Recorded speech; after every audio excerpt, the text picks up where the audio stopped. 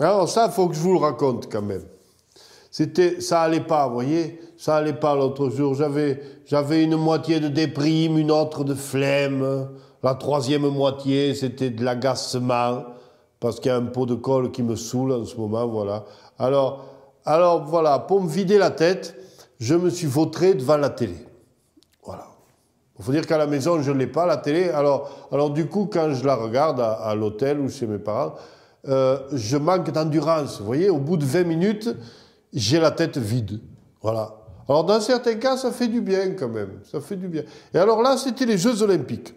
Alors, j'aime pas trop les suivre, les Jeux Olympiques, parce que il y a un truc qui m'agace, c'est le chauvinisme, vous voyez. Alors, je supporte pas qu'on me dise que le Français a terminé 18e avant même de citer le nom du vainqueur. Vous voyez, on a ces valeurs, quoi. Bon, enfin, je me disais que si j'avais la chance de tomber sur une partie de curling ou une descente en luge, quoi, le vidage de tête, là, serait encore plus rapide qu'à l'ordinaire. Alors, va pour les Jeux.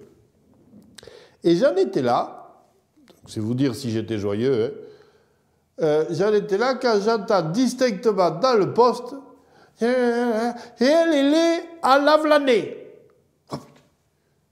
Une paire de secondes, j'ai cru à une hallucination, tu sais, à un mélange de champignons dans mon omelette réglementaire, parce que pour qu'on parle de Lavelanet sur une chaîne nationale, bon, s'il y en a deux ou trois parmi vous qui connaissent pas Lavelanet, je peux même pas leur en vouloir, quoi. C'est pas grand, Lavelanet, et puis comment dire, sans froisser personne, quoi. C'est pas un spot parmi les spots des villes de charme. Tu vois, voilà. Bon, alors forcément, moi, quand j'en ai entendu parler, ça m'a fait tendre l'oreille. Et l'autre qui recommence. Donc, de Lavelanet. Et puis, tu sais, dit avec un ton, enfin, comment dire, le ton du mec qui est sur le point de te dire la charmante bourgade de Lavelanet.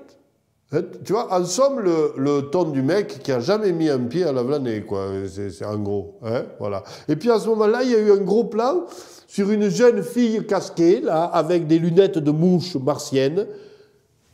Et c'est là que ça m'est revenu. Putain, mais c'est Pépette. Mais oui, Pépette. Pépette, Périne, quoi, Périne Lafont, la fille de mon copain Jean-Jacques, quoi, la gamine de chez nous, l'ariégeoise, là, oui, je l'avais lu qu'elle devait aller aux Jeux Olympiques, j'avais même entendu qu'elle s'était qualifiée en finale de son truc, là. Bon, enfin, bon, entre la flemme et la déprime, quoi, j'avais zappé, quoi, le jour et l'heure. Non, mais attends, Pépette, tu te rends compte, dit, hein? Il a suffi que tu apparaisses pour que le monde entier entende parler de Lavelanet et de l'Ariège. Hein? Et puis, comment dire, on n'est pas beaucoup en Ariège, quoi. À peine 150 000 dans tout le département, dont une bonne partie de types comme moi, qui, quand ils se lèvent le matin sans avoir mal quelque part, c'est qu'ils sont morts, quoi. Alors d'ordinaire, quand on parle de nous, c'est avec des grottes désertes, des châteaux en ruine, des églises abandonnées, et même parfois avec le Sénat. Tu vois, que des vieux trucs, quoi, ou des trucs de vieux. Enfin, et en plus, en Ariège, Lavelanet, c'est Lavelanet. C'est la ville ouvrière morte en même temps que les usines textiles, tu vois. C'est l'éternelle nostalgie du temps d'avant, d'un autrefois, à chaque jour un peu plus lointain. Enfin, vous voyez le tableau? Eh ben c'est pire encore. Voilà, c'est ça, tu vois. Et puis là, mon vieux, d'un coup, par la grâce de la petite pépite Pépette qui se la pète pas, hein, eh bien, l'Ariège et Lavelanet ont pris la couleur de la jeunesse, de l'insouciance, hein, Périne, en te pointant en haut de cette piste, innommable et bosselée là, hein, tu as fait plus que 40 ans de promotion touristique et 2 siècles d'exhortation politique, hein. Alors oui, je peux te l'avouer sans fausse honte, oui, moi qui ne supporte pas le chauvinisme, je me suis vu debout devant la télé à gueuler « Vas-y, Pépette !»